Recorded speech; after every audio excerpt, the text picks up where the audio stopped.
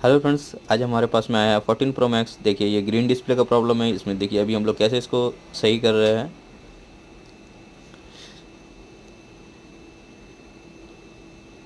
देखिए ये green display है विदाउट कोई फ्लेक्स चेंज किए हुए।